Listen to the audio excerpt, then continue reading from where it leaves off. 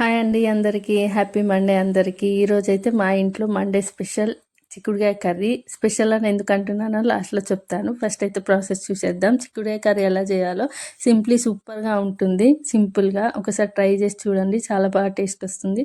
First oil వేసుకొని అందులో కొంచెం జీలకర్ర వేస్తే టేస్ట్ బాగుంటుంది. ఇంకా ఏంటంటే జీలకర్రకి డైజెషన్ కూడా మంచిగా అవుతుంది, మంచిగా యూజ్ అవుతుంది.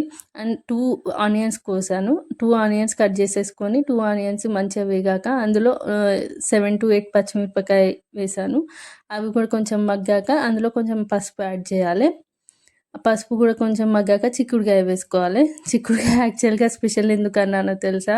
ఇది మా ఇంటి చిక్కుడుకాయ, మా ఇంటి బయటనే ఉంది. మాదే చిక్కుడుకాయ కర్రీ చాలా టేస్టీగా ఉంటుంది. బయట కొనేవి వేరే ఉంటాయి కదా, మనది మన ఇంట్లో మనం పెంచుకునేది వేరే ఉంటుంది కదా, చాలా టేస్టీగా ఉంటుంది. యాక్చువల్గా అమ్మ వాళ్ళ ఇంట్లో అయితే కారం వేసి చిక్కుడుకాయ చేస్తుండే మేము. ఇక్కడ అత్తమ్మ వాళ్ళ ఇంట్లో ఓన్లీ పచ్చిమిర్చి వేసి చిక్కుడుకాయ చేస్తారు, చాలా టేస్టీగా ఉంటుంది.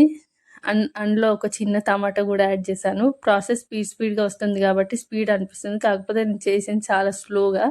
ఒకసారి ట్రై చేయండి. 10 minutes గ్యాప్ ఇచ్చి చేయండి. చిక్కుడుకాయ పెట్టినాక దాని తర్వాత టమాటోకి కూడా ఒక 5 minutes గ్యాప్ ఇచ్చి చేస్తే చాలా టేస్టీగా ఉంటుంది. అందులో లాస్ట్కి కొత్తిమీర యాడ్ చేసుకుంటే మన చిక్కుడుకాయ కర్రీ రెడీ. సబ్స్క్రైబ్ చేసుకోండి.